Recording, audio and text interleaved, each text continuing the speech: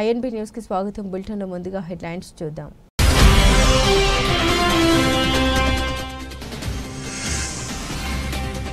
Apple నే కాదు Samsung ని టార్గెట్ చేసిన ట్రంప్.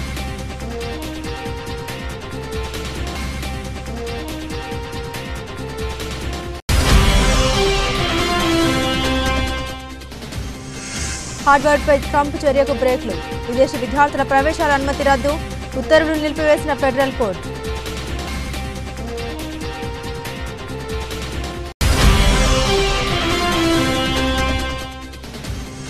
ప్రధాని మోదీ అధ్యక్షతన ప్రారంభమైన నీతి ఆయోగ్ భేటీ.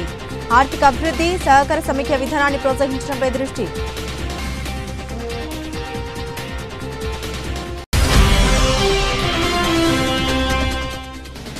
అంతర్గత విషయాల్ని అంతర్గతంగానే చర్చించాలన్న మాజీ మంత్రి. బీఆర్ఎస్ ప్రజాస్వామ్యబద్ధమైన పార్టీ అన్న కేటీఆర్.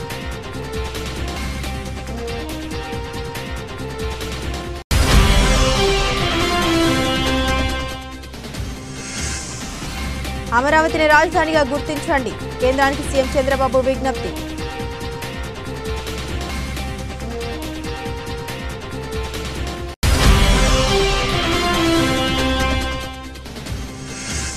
కుక్కతోక వంకర రేవంత్ రెడ్డి రాజీనామా చేయాలి. కేటీఆర్ డిమాండ్.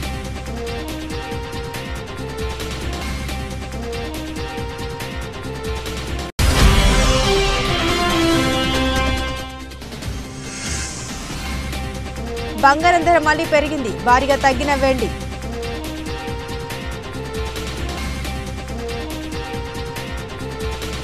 ప్రముఖ ఐఫోన్ తయారీ సంస్థ యాపిల్ కి అమెరికా అధ్యక్షుడు డొనాల్డ్ ట్రంప్ మరోసారి వార్నింగ్ ఇచ్చిన విషయం తెలిసిందే. అమెరికాలోనే ఫోన్లను తయారు చేయాలని తెలిపారు. లేదంటే 25% సుంకాన్ని విధిస్తామంటూ తీవ్రంగా హెచ్చరించారు. అయితే మరో దిగ్గజ మొబైల్ ఉత్పత్తుల సంస్థ కూడా ట్రంప్ ఇదే తరహా హెచ్చరికలు జారీ చేశారు. యాపిల్ ప్రత్యర్థి దక్షిణ కొరియాకు చెందిన దిగ్గజ మొబైల్ సంస్థ శాంసంగ్ తమ ఉత్పత్తుల్ని అమెరికాలోనే తయారు చేయాలని స్పష్టం చేశారు. లేదంటే 25% దిగుమతి సుంకాన్ని ఎదుర్కోవాల్సి ఉంటుందని హెచ్చరించారు. వైట్ హౌస్ లో విలేకరులతో ట్రంప్ మాట్లాడారు. అమెరికాలో పరికరాలను విక్రయించే ఏ మొబైల్ తయారీ సంస్థకైనా ఈ టారిఫ్ వర్తిస్తుందని స్పష్టం చేశారు. యాపిల్ ఒక్కటే కాదు, శాంసంగ్ అయినా ఇంకే సంస్థ అయినా తమ ఉత్పత్తుల్ని అమెరికాలోనే తయారు చేయాలి. అలా కాకుండా ఇతర దేశాల్లో ఉత్పత్తి చేసినవి తీసుకొస్తే మాత్రం అది అన్యాయమైన ప్రక్రియ. అమెరికాలో పరికరాలను విక్రయించే ఏ మొబైల్ తయారీ సంస్థ అయినా ఇక్కడ ప్లాంట్ నిర్మిస్తే ఎలాంటి టారిఫ్లు ఉండవు. లేదంటే 25% దిగుమతి సుంకాన్ని ఎదుర్కోవాల్సి ఉంటుందని ట్రంప్ స్పష్టం చేశారు. దక్షిణ కొరియాకు చెందిన దిగ్గజ మొబైల్ సంస్థ శాంసంగ్ అమెరికా మార్కెట్లో నంబర్ 2 విక్రేతగా ఉంది. ప్రపంచవ్యాప్తంగా ఈ కంపెనీ ఏటా 220 మిలియన్ ఫోన్లను విక్రయిస్తుండగా ఇందులో 60% మొబైల్స్ ను వియత్నాంలో ఉత్పత్తి చేస్తున్నారు. ఇక్కడ నుండి ఎక్కువగా అమెరికాకి ఎగుమతి అవుతున్నాయి. మరోవైపు కౌంటర్ పాయింట్ రీసెర్చ్ ప్రకారం 2024లో భారత్లో తయారు చేసిన మొత్తం స్మార్ట్ ఫోన్లలో యాపిల్, శాంసంగ్ 94% వాటా కలిగి ఉన్నాయి.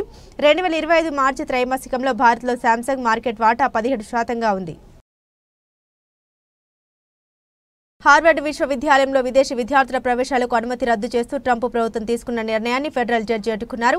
స్టూడెంట్ అండ్ ఎక్స్చేంజ్ విజిటల్ ప్రోగ్రాం కింద అంతర్జాతీయ విద్యార్థులకు డిగ్రీ విద్యను అందజేస్తున్న హార్వర్డ్ యూనివర్సిటీపై ట్రంప్ సర్కార్ తీసుకున్న నిర్ణయాన్ని బోస్టన్ ఫెడరల్ కోర్టు శుక్రవారం తాత్కాలికంగా నిలుపుదల చేసింది.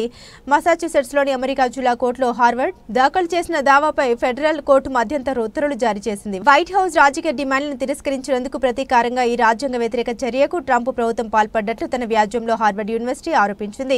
7,000 మందికి పైగా వీసాదారులైన అంతర్జాతీయ విద్యార్థులపై దీని ప్రభావం తీవ్రంగా ఉంటుందని వర్సిటీ తెలిపింది. కాగా ఎస్ఈవిపిని రద్దు చేస్తున్నట్లు హార్వర్డ్ యూనివర్సిటీకి అమెరికా హోమ్లాండ్ సెక్యూరిటీ మంత్రి క్రిస్టీ నీమ్ తెలియజేశారు. తక్షణమే ఇది అమల్లోకి వస్తుందని ఆమె తెలిపారు. హార్వర్డ్ అధికారిక వెబ్సైట్ ప్రకారం ప్రతి సంవత్సరం యూనివర్సిటీలో దాదాపు 500 నుండి 800 మంది భారతీయ స్కాలర్లు విద్యార్థులు చేరుతుంటారు. ప్రస్తుతం 788 మంది భారతీయ విద్యార్థులు ఇందులో చదువుతున్నారు. ప్రధానమంత్రి నరేంద్ర మోదీ అధ్యక్షతన నీతి ఆయోగ్ 10వ పాలక మండలి సమావేశం ప్రారంభమైంది. ఈ సమావేశం వికసిత రాజ్యం కోసం వికసిత్ భారత్ 2047 అనే ఇతివృత్తంతో జరుగుతుంది. ఢిల్లీ ప్రగతి మైదానంలోని భారత్ మండపంలో ఇవాళ ఉదయం 10 గంటలకు భేటీ ప్రారంభమైంది. ఈ సమావేశానికి అన్ని రాష్ట్రాలు, కేంద్రపాలిత ప్రాంతాల ముఖ్యమంత్రులు హాజరయ్యారు. పహల్గామ్ ఉగ్రదాడి, భారత్ పాక్ మధ్య ఉద్రిక్తతలు, ఆపరేషన్ సింధూర్ తర్వాత తొలిసారి ఈ భేటీ జరుగుతుండటంతో దీనికి ప్రాధాన్యత సంతరించుకుంది. ఈ సమావేశం 2047 నాటికి భారతదేశాన్ని అభివృద్ధి చెందిన దేశంగా మార్చడానికి రాష్ట్రాలు, కేంద్రపాలిత ప్రాంతాల సమన్వయంతో ఆర్థిక అభివృద్ధి, సహకార సమీక్ష విధానాన్ని ప్రోత్సహించడంపై దృష్టి సారించింది. తెలంగాణ మాజీ ముఖ్యమంత్రి బీఆర్ఎస్ అధినేత కేసీఆర్ కు ఆయన కుమార్తె కల్వకుంట్ల కవిత రాసిన లేఖ ఇటీవల రాష్ట్ర వ్యాప్తంగా సంచలనం సృష్టించిన విషయం తెలిసిందే. ఈ లేఖ బయటకు రావడంపై కవిత తీవ్రంగా మండిపడ్డారు. కేసీఆర్ దేవుడని, ఆయన చుట్టూ కొన్ని దయాలు చేరాయని తీవ్ర వ్యాఖ్యలు చేశారు. పార్టీలో కాంగ్రెస్ కోవట్లు ఉన్నారని, తన తండ్రికి తాను రాసిన లేఖ బయటకు రావడమే దీనికి నిదర్శనమని కవిత తెలిపారు. కవిత రాసిన లేఖపై ఆమె సోదరుడు మాజీ మంత్రి కేటీఆర్ శనివారం స్పందించారు. పార్టీ ప్రధాన కార్యాలయం తెలంగాణ భవన్లో ఏర్పాటు చేసిన మీడియా సమావేశంలో ఆయన మాట్లాడుతూ కొన్ని అంతర్గత విషయాలను పార్టీలో అంతర్గతంగానే చర్చించాలని హితవు పలికారు. పార్టీలో తనతో సహా అందరూ కార్యకర్తలేనని, ఈ నియమం అందరికీ వర్తిస్తోందని స్పష్టం చేశారు. వాస్తవానికి నేషనల్ హెరాల్డ్ కేసులో తెలంగాణ సీఎం రేవంత్ రెడ్డిపై వచ్చిన ఆరోపణపై మాట్లాడేందుకు కేటీఆర్ ప్రెస్ మీట్ ఏర్పాటు చేశారు. అయితే కవిత లేఖపై స్పందించాలంటూ మీడియా ప్రతినిధులు కోరగా ఆయన ముక్తసరిగా స్పందించారు. 2 ముక్కల్లో విషయం తేల్చేసి దానిపై ఇక మాట్లాడేది లేదని తెలిపారు. పార్టీలో దయ్యాలు ఉన్నారని కవిత చేసిన ఆరోపణపై ఏమంటారని అడగ్గా ప్రస్తుతం తెలంగాణకు పడిన శని కాంగ్రెస్ దయ్యం రేవంత్ రెడ్డి అని తెలిపారు. రాష్ట్రానికి పట్టిన ఆ శనిని, ఆ దయ్యాన్ని వదిలించడంపైనే తాము తమ పార్టీ దృష్టి సారించిందని కేటీఆర్ తెలిపారు. బీఆర్ఎస్ పార్టీలో కోవట్లు ఉన్నారన్న ఆరోపణపై స్పందిస్తూ ప్రతి పార్టీలోనూ కోవట్లు ఉంటారని, సమయం వచ్చినప్పుడు వారు ఎవరనేది బయటపడుతుందని వివరించారు. బీఆర్ఎస్ ప్రజల పార్టీ అని, ప్రజాస్వామ్యబద్ధమైన పార్టీ అని కేటీఆర్ తెలిపారు. పార్టీలో ఏ కార్యకర్త అయినా తన అభిప్రాయాలను, సూచనను అధ్యక్షుడికి తెలియజేసే అవకాశం ఉందని తెలిపారు. ఈ అభిప్రాయ వెల్లడి అనేది మౌఖికంగా, లేఖల ద్వారా, ఫోన్ ద్వారా, నేరుగా కలిసి మాట్లాడడం ద్వారా ఇలా వివిధ పద్ధతుల్లో జరుగుతూ ఉంటుందని వివరించారు కేటీఆర్. ఆంధ్రప్రదేశ్ ఏకైక రాజధానిగా అమరావతిని అధికారికంగా గుర్తించాలని ముఖ్యమంత్రి నారా చంద్రబాబు నాయుడు కేంద్ర ప్రభుత్వాన్ని కోరారు. ఇందుకోసం ఆంధ్రప్రదేశ్ పునర్విభజన చట్టంలో అవసరమైన సవరణ చేయాలని ఆయన విజ్ఞప్తి చేశారు. శుక్రవారం ఢిల్లీ పర్యటనలో భాగంగా కేంద్ర హోంమంత్రి అమిత్ షా 24 రాష్ట్రాలతో నిర్వహించిన శాంతి భద్రతల సమీక్ష సమావేశంలో చంద్రబాబు పాల్గొన్నారు. ఈ సందర్భంగా అమరావతికి చట్టబద్ధత కల్పించాల్సిన ఆవశ్యకతను ఆయన నొక్కి చెప్పారు. గత వైఎస్ఆర్ కాంగ్రెస్ ప్రభుత్వ హయాంలో తీసుకొచ్చిన 3 రాజధానుల ప్రతిపాదన అనాలోచితమని, అది రాష్ట్ర ప్రజల భవిష్యత్తుతో చెలగాటమాడమేనని ముఖ్యమంత్రి అన్నారు. స్థానిక రైతుల అభ్యర్థన మేరకు అమరావతిని చట్టబద్ధంగా ఏకైక రాజధానిగా గుర్తించాలని మేము కేంద్రాన్ని కోరామని ఆయన తెలిపారు. 2 రోజుల ఢిల్లీ పర్యటనలో భాగంగా తొలి రోజు చంద్రబాబు పలువురు కేంద్ర మంత్రులతో భేటీ అయ్యారు. రాష్ట్రానికి సంబంధించిన కీలక ప్రాజెక్టులపై వారితో చర్చించారు. లేపాక్షి, ఓర్వకల్లు ప్రాంతంలో ఎలక్ట్రానిక్స్ తయారీ పరిశ్రమల్ని ఏర్పాటు చేయనున్నట్లు ప్రకటించారు. ఆంధ్రప్రదేశ్కు ఏరోస్పేస్ ప్రాజెక్టులను కేటాయించాలని కేంద్రాన్ని అభ్యర్థించారు. కేంద్రం నుండి అనుమతులు రాగానే పోలవరం, బడకచెర్ల అనుసంధాన ప్రాజెక్టు పనులు ప్రారంభిస్తామని, 2027 నాటికి పోలవరం ప్రాజెక్టును పూర్తి చేయడమే లక్ష్యమని మీడియాకు వెల్లడించారు. గత ప్రభుత్వం చేసిన నష్టాన్ని పూడ్చి రాష్ట్రాన్ని తిరిగి గాడిలో పెట్టడానికి 10 ఏళ్లు పడుతుందని చంద్రబాబు వ్యాఖ్యానించారు. సుమారు 1.2 లక్షల కోట్ల బిల్లుల్ని గత పాలకులు చెల్లించకుండా వదిలేశారని ఆరోపించారు. రాష్ట్ర ఆర్థిక సహాయ అభ్యర్థనలకు కేంద్రం సానుకూలంగా స్పందించిందని ఆయన పేర్కొన్నారు. కేంద్ర పునరుత్పాదక ఇంధన శాఖ మంత్రి ప్రహ్లాద్ జోషితో సమావేశమైన ముఖ్యమంత్రి ఏపీ సమీకృత స్వచ్ఛ ఇంధన విధానాన్ని పరిచయం చేశారు. ఈ విధానం కింద రాష్ట్రంలో 72 గీగావాట్ల హరిత ఇంధనాన్ని ఉత్పత్తి చేయాలని లక్ష్యంగా పెట్టుకున్నాం. 28,346 కోట్ల విలువైన గ్రీన్ ఎనర్జీ కారిడార్ ప్రాజెక్టును అభ్యర్థించగా మంత్రి సానుకూలంగా స్పందించారు అని చంద్రబాబు వివరించారు. సూర్యఘర్ పథకానికి మద్దతు కోరుతూ రాష్ట్ర వ్యాప్తంగా 35 లక్షల గృహాలకు, నియోజకవర్గానికి 10,000 ఇళ్లు, సౌర విద్యుత్ రూప్ టాప్ సౌకర్యాలు కల్పించాలని విజ్ఞప్తి చేశారు. కుసుమ్ పథకం కింద కేంద్రం ఇప్పటికే 2,000 మెగావాట్లకు ఆమోదం తెలిపిందని గుర్తు చేశారు. పునరుత్పాదక ఇంధనం ద్వారా 24/7 విద్యుత్ సరఫరా చేస్తూ ఆంధ్రప్రదేశ్ను గ్రీన్ ఎనర్జీ హబ్గా తీర్చిదిద్దుతామని ఆయన స్పష్టం చేశారు. కుక్కతోక వంకర అన్న విధంగా వ్యవహరిస్తున్న ముఖ్యమంత్రి రేవంత్ రెడ్డి తన పదవికి రాజీనామా చేయాలని BRS working president KTR demand చేశారు. నేషనల్ హెరాల్డ్ కేసులో ఈడీ ఛార్జిషీట్లో రేవంత్ రెడ్డి పేరును ప్రస్తావించిన నేపథ్యంలో ఆయన సీఎం పదవికి రాజీనామా చేయాలని డిమాండ్ చేస్తూ తెలంగాణ భవన్లో కేటీఆర్ మీడియాతో మాట్లాడారు. 17 నెలల కాలంలో 4వ ఢిల్లీకి వెళ్లి సీఎం రేవంత్ రెడ్డి అరుదైన రికార్డు సృష్టించారు. ఎందుకు ఢిల్లీకి పోతున్నాడో ఇప్పుడు అర్థమైంది. చీకట్లో బీజేపీ నేతల కాలు పట్టుకుని జైల్లో వేయదని అడుగుతుండు బయటకు వచ్చి పెద్ద పెద్ద ఫోజులు కొడుతున్నాడు. ఇక ఒక్క ఇటుక పేర్చకుండా, కొత్త ప్రాజెక్టు కట్టకుండా, సంక్షేమ పథకాలు అమలు చేయకుండా, ఒక గ్యారంటీ అమలు చేయకుండా 1,80,000 కోట్ల అప్పులు చేశారు. ఈ డబ్బులన్నీ ఎక్కడ పోతున్నాయో తెలంగాణ ప్రజలకు ఇప్పుడు అర్థమవుతుందని అనుకుంటున్నానని కేటీఆర్ పేర్కొన్నారు. ఢిల్లీ బాస్లు Rahul Gandhi official boss, Modi unofficial boss. డబ్బులతో వీరిద్దరిని ప్రసన్నం చేసుకునేందుకు రేవంత్ రెడ్డి ప్రయత్నాలు చేస్తున్నారు. ఈ 17 నెలల కాలంలో రేవంత్ రెడ్డి కేవలం 3 పనులు చేశారు. ఒకటి బీఆర్ఎస్ పై నిందలు, రెండోది బిల్డర్లు, కాంట్రాక్టులతో దందాలు, మూడోది ఢిల్లీ బాస్లకేమో 1,000 కోట్ల చందాలు. ఇది నిజంగా సిగ్గుచేటు. నోట్ల కట్టలతో అడ్డంగా దొరికిపోయి ఎమ్మెల్యేగా అబాసుపాలనే రేవంత్ రెడ్డికి బుద్ధి వచ్చిందనుకున్నాం. కానీ కుక్కతోక వంకర అన్నట్టు అపవస్యపు కార్యక్రమాలు చేస్తూ తెలంగాణ పరువు జాతీయ స్థాయిలో తీస్తున్నందుకు ఆయన్ను సీఎం పదవి నుండి తొలగించాలని డిమాండ్ చేస్తున్నామని కేటీఆర్ పేర్కొన్నారు. కామారెడ్డి జిల్లా కోర్టులో APP assistant public prosecutor Ashok Nayak అలాగే సంజయ్ కానిస్టేబుల్ ఏసీబీకి చిక్కారు. గతంలో 2018లో ఓ కేసు రిజిస్ట్రేషన్ అయింది. ఆ కేసు ముగించే క్రమంలో బాధితుల దగ్గర 15,000కు ఒప్పందం కుదుర్చుకున్నారు. 10,000 రూపాయలు బాధితులు డబ్బులు ఇచ్చే క్రమంలో ఏసీబీ దాడుల్లో పట్టుబడ్డారని అవినీతి నిరోధక శాఖ డీఎస్పీ రాజశేఖర్ గౌడ్ తెలిపారు. తదుపరి విచారణ చేపట్టిన అనంతరం నాంపల్లి కోర్టులో హాజరుపరుస్తామని తెలిపారు. అలాగే వారి ఇంట్లో కూడా సోదాలు జరుగుతున్నాయని తెలిపారు. ఈ కార్యక్రమంలో ఏఎస్పీ చైతన్యారెడ్డి, కామారెడ్డి పట్టణ సీఐ చంద్రశేఖర్ రెడ్డి, పోలీసు సిబ్బంది ఉన్నారు. ఏపీపీ అశోక్ నాయక్ గారు మరియు సంజయ్ అనే కానిస్టేబుల్ గతంలో 2018లో ఒక కేసు రిజిస్టర్ అయింది కామారెడ్డి టౌన్లో. ఆ కేసులో ఉన్నటువంటి అక్యూజ్డ్ ఇప్పుడు ఆ కంప్లైంట్ దగ్గర 15,000 రూపీస్ డిమాండ్ చేశారు లంచం.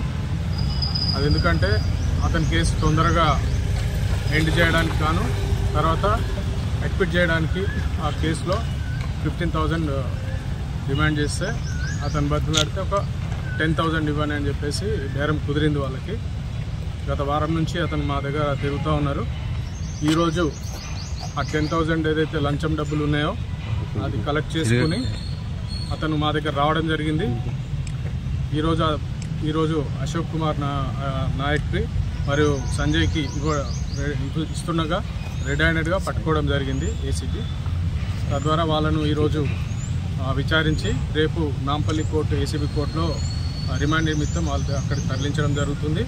తర్వాత ఇక్కడ అధికారులు కానీ ప్రజల్ని ఇబ్బంది పెట్టేటట్టుగా లంచం అడిగితే ప్రజలు ఏసీబీని యూజ్ చేసుకొని ఏసీబీకి సమాచారం ఇస్తే ఇట్లాంటి అధికారులను పట్టుకొని రిమాండ్కి తరలించడం జరుగుతూ ఉంది. 1064 అని టోల్ ఫ్రీ నంబర్ ఉంది.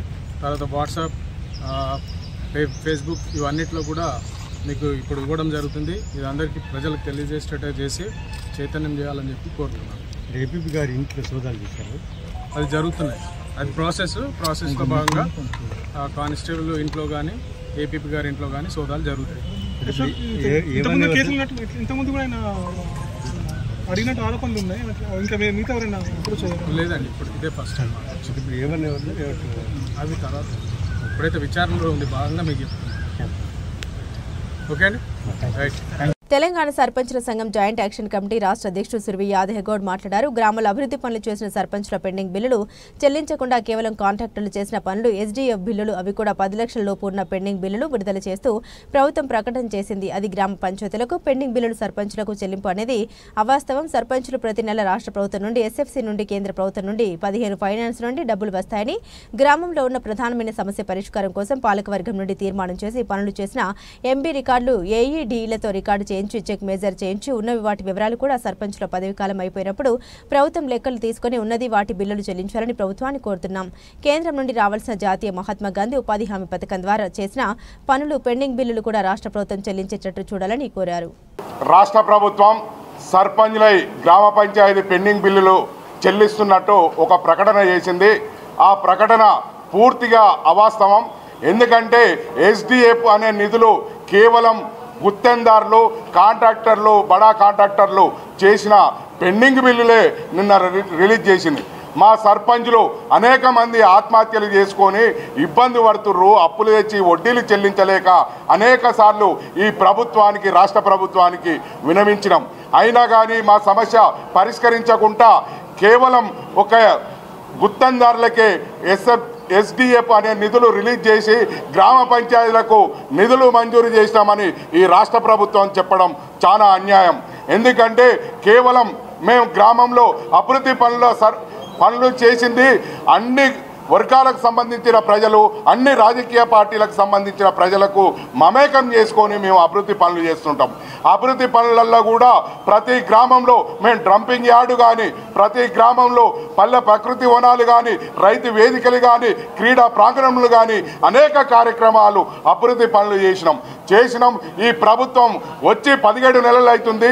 మా పెండింగ్ బిల్లులు చెల్లించమని అనేక సార్లు మొరపెట్టుకున్నా కానీ మా బాధలు, మా గోడు వినిపించుకోకుండా కేవలం గుత్తేదారులకు ఈరోజు పెండింగ్ బిల్లులు చెల్లించరు. కానీ మాకు చెల్లించవలసిన బిల్లులు రాష్ట్ర ప్రభుత్వం నుంచి వెళ్ళి, స్టేట్ గవర్నమెంటు, ఎస్ఎఫ్సి నుంచి వెళ్ళి బిల్లులు ప్రతి నెల మా గ్రామాలకు, గ్రామ పంచాయతీలకు నిధులు ఇవ్వవలసిన ఈ రాష్ట్ర ప్రభుత్వం కేవలం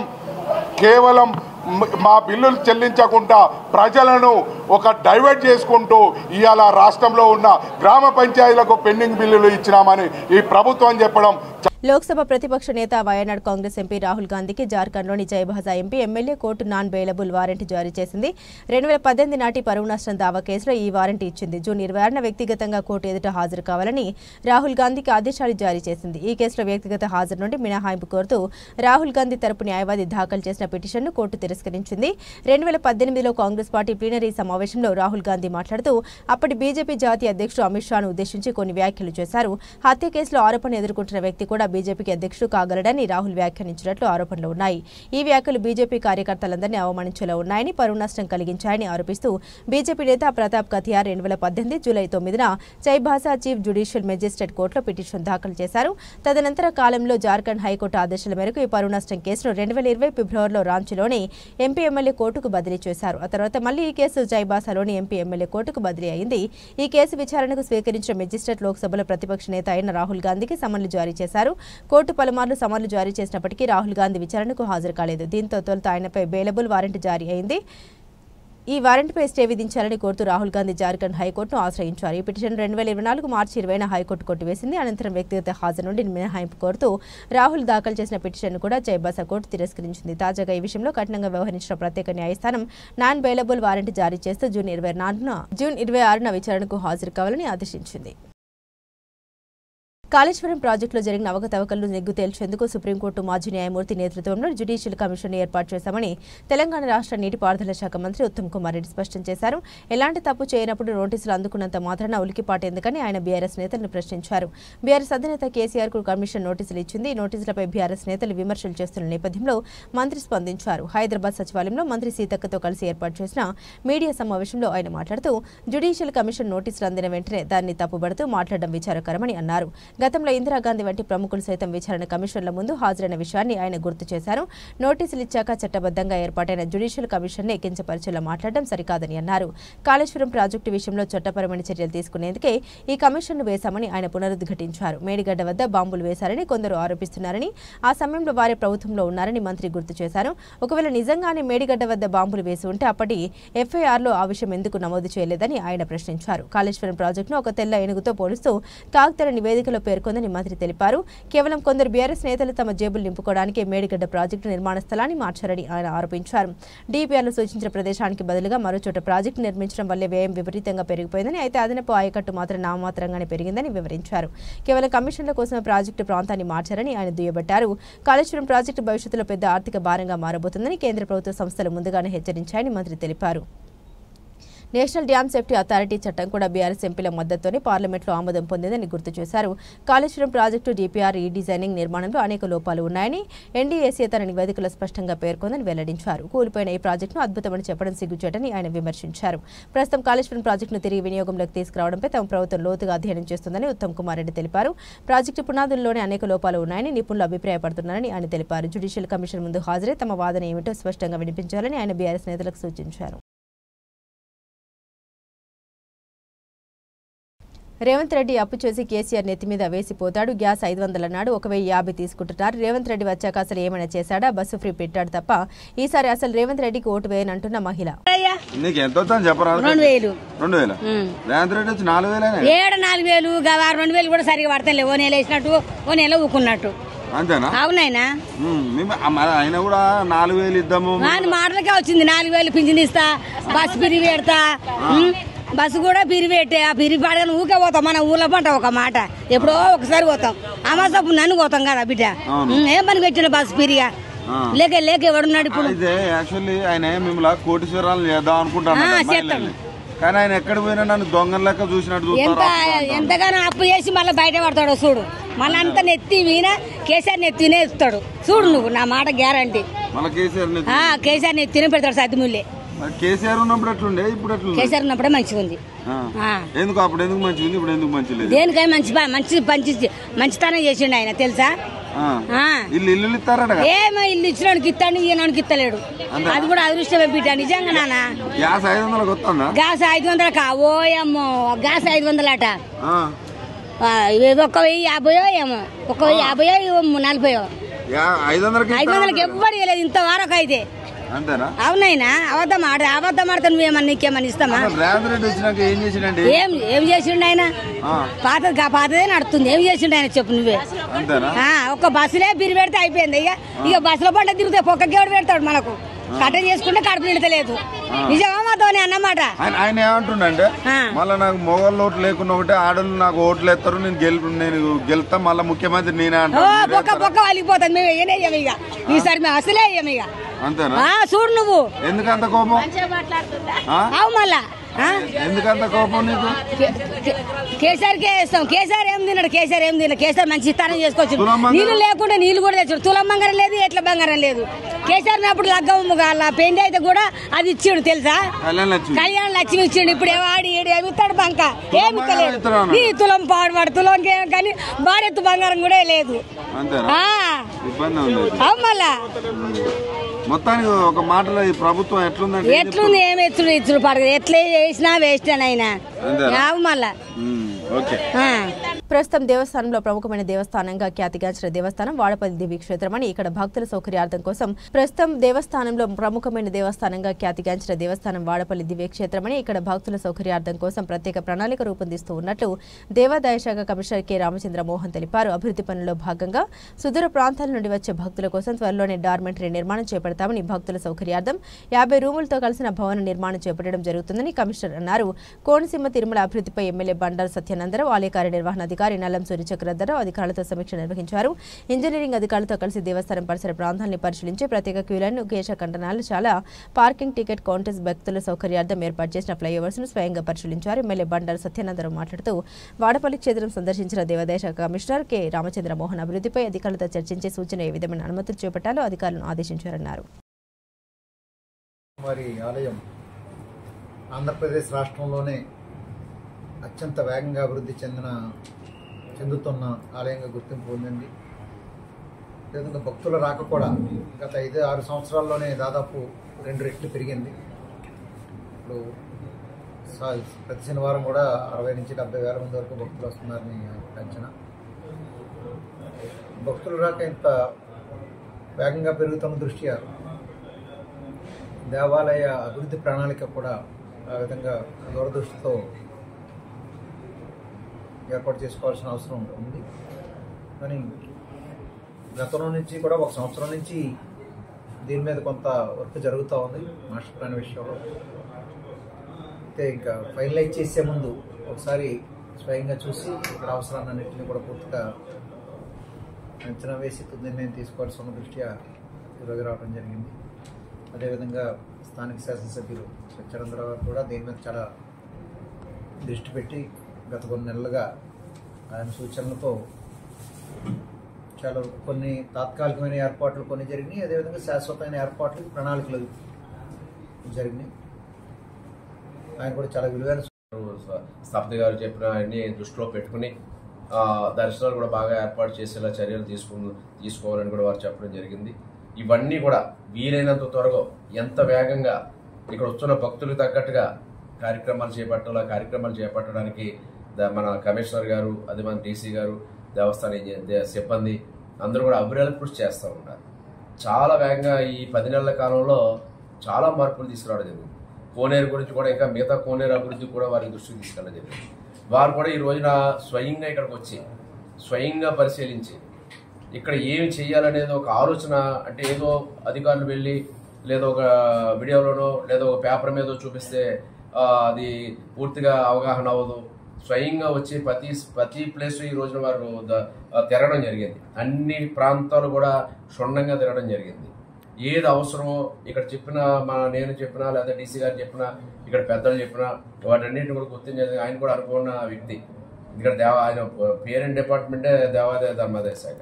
పూర్తి అన్ని టెంపుల్లోనూ కూడా వారికి శివాచలం కానీ, అన్నవరం కానీ, కనకదుర్గ మా తల్లివారు కానీ అన్నీ కూడా ఆయన కొట్టిన పిండి. ఎంతో సుదీర్ఘమైన అనుభవం ఉంది. కాబట్టి మన వాడపల్లి క్షేత్ర అభివృద్ధి కోసం ఏ రకంగా చేస్తే బాగుంటుంది అనేది కూడా వారు చక్కటి సలహాలు సూచనలు కూడా అందివ్వడం జరిగింది వారి నేతృత్వంలో. ఎంతకన్నా అదృష్టం ఏంటంటే ఆయన మన ప్రాంతవాసి, కోనసీమ ప్రాంతవాసి. ఆయన వెళ్ళాక స్వగ్రామం వారిది. అది కూడా మనకి అసెట్. మన ప్రాంత దేవాలయం అభివృద్ధి చెందాలని వారికి కూడా అభిమానం అనేది ఉంటుంది. ఆ దృష్టితో కూడా ఈ ఒక వాడపల్లి క్షేత్ర దివ్యక్షేత్ర వెంకటేశ్వర స్వామి అభివృద్ధికి అన్ని కార్యక్రమాలు కూడా భవిష్యత్తులో వీలైనంత వేగంగా అన్ని పనులు చేయాలి. బంగారం ధరలు మగువలకు షాక్ ఇస్తున్నాయి. మొన్నటి వరకు రికార్డు స్థాయికి పెరిగిన ధరలు ఇటీవల కాస్త తగ్గుముఖం పట్టడంతో అందరూ ఊపిరి పీల్చుకున్నారు. తాజాగా మళ్లీ ధరలు పెరుగుతుండటంతో కొనుగోలుదారులు ఆందోళనకు గురవుతున్నారు. శుక్రవారం వరుసగా 3 రోజు ధరలు పెరిగాయి.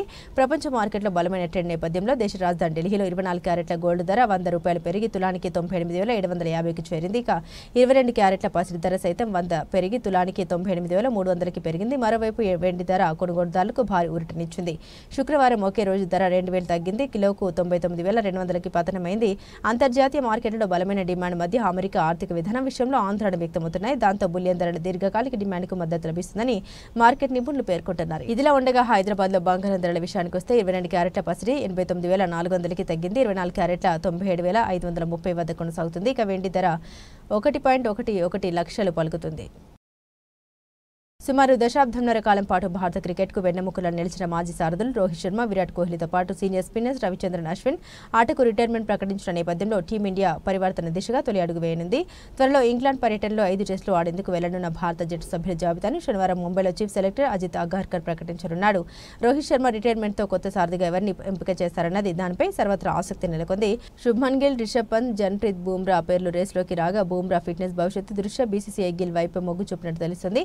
అతడికి డిప్యూటీగా పంత్ను ఎంపిక చేసే అవకాశం ఉంది. రోహిత్ రిటైర్మెంట్తో జైస్వాల్కు తోడుగా ఓపెనింగ్ జోడీగా కేఎల్ రాహుల్ ఎంపిక లాంఛనమే. కోహ్లీ రిటైర్మెంట్తో ఖాళీగా ఉన్న 4వ స్థానానికి సాయి సుదర్శన్, కరుణ్ నాయర్ పోటీ పడుతున్నారు. సర్ఫరాజ్ ఖాన్, శ్రేయాస్ అయ్యర్లో సెలెక్టర్లు ఎవరి వైపుకు మొగ్గు చూపుతారనేది ఆసక్తికరంగా మారింది. జడేజా స్పిన్ బాధ్యతల్ని మోయనున్నాడు. అతడికి అండగా వాషింగ్టన్, కుల్దీప్లో ఎవరికి తుది జట్టులో చోటు దక్కుతుందనేది ఆసక్తికరం. బూమ్రా సారథ్యంలోని ఈ పేస్ దళంలో సీనియర్ పేసర్ మహ్మద్ షమికి చోటు దక్కుతుందనేది అనుమానమే. 3 పేసర్గా సిరాజ్ ఉండగా యువ బౌలర్లు ప్రసిద్ధ్, ఆకాశ్దీప్ రిజర్వ్ పేసర్లుగా ఉండనున్నారు. ఒకవేళ సెలెక్టర్లు లేఫార్ను పేసర్ను తీసుకోవాలని భావిస్తే హర్షదీప్ సింగ్కు టెస్ట్ జట్టులో చోటు దక్కే అవకాశాలు మెండుగా ఉన్నాయి.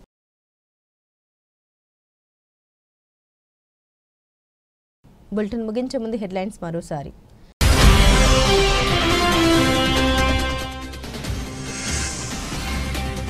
యాపిల్నే కాదు శాంసంగ్ టార్గెట్ చేసిన ట్రంప్.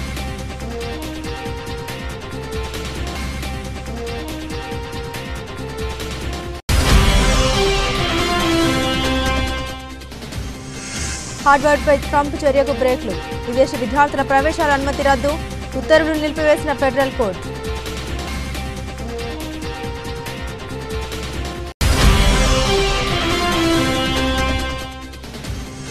ప్రధాని మోదీ అధ్యక్షతన ప్రారంభమైన నీతి ఆయోగ్ భేటీ. ఆర్థిక అభివృద్ధి, సహకార సమీక్ష విధానాన్ని ప్రోత్సహించడంపై దృష్టి.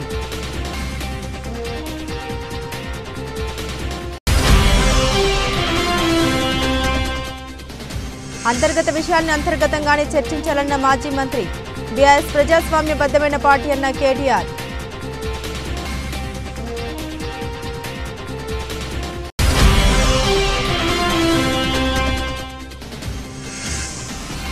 అమరావతిని రాజధానిగా గుర్తించండి. కేంద్రానికి సీఎం చంద్రబాబు విజ్ఞప్తి.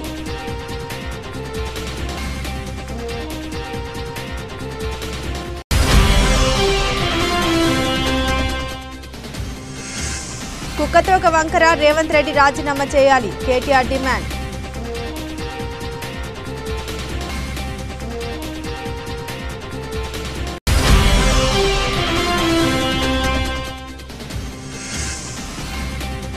బంగారం ధర మళ్లీ పెరిగింది. భారీగా తగ్గిన వెండి.